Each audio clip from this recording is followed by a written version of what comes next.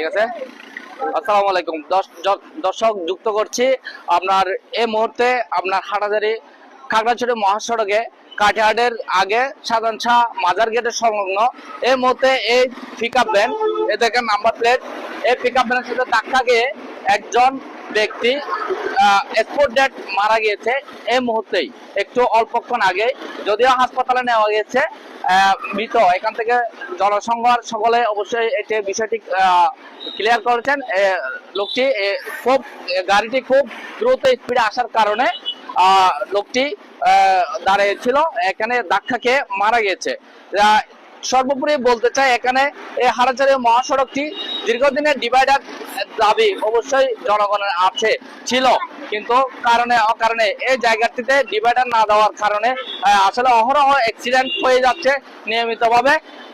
যদিও কয়েকদিন আগে আপনার মুসাফিয়া সংলগ্ন একটি দেখছেন মোটরসাইকেল বাইকেও তাও একটি পিকআপ ভ্যানের সাথে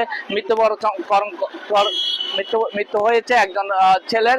এ হচ্ছে আসলে অবস্থা আপনার এই হাটাজারি মহাসড়ক, যদিও মৃত্যুপাত হয়ে দাঁড়িয়েছে। আপনার যদিও ডিভাইডারের যথেষ্ট পরিমাণ দাবি থাকার পরও কোনো আপনার সুরাহা এক্ষেত্রে আমরা পাচ্ছি না প্রশাসন থেকে। যদিও এভাবে মৃত্যু হয়ে যাচ্ছে প্রতিনিয়ত, একটার পর একটা মৃত্যু চলমান আছে এই জায়গায়। এখানে মৃত্যুটা একজন ব্যক্তি এখন এই মুহূর্তে মৃত্যুবরণ করেছেন, এটাই খুব দুঃখজনক, প্রশাসন দৃষ্টি আকর্ষণ করছে। ধন্যবাদ। কারণ অবশ্যই আমার পুলিশ ভাইরা আসছেন গাড়িটা উদ্ধার করতে। এই হাটাজারি মহাসড়ক যদিও ডিভাইডারের কারণে আমরা অনেক আবেদন ছিল, এই ইতিমধ্যে মৃত্যুপাতে হয়ে দাঁড়িয়েছে। গত কয়েকদিন আগেও আপনার মুসাফিয়া সংলগ্ন এলাকায় একটি দুর্ঘটনায় একটি ছেলে মারা গিয়েছে।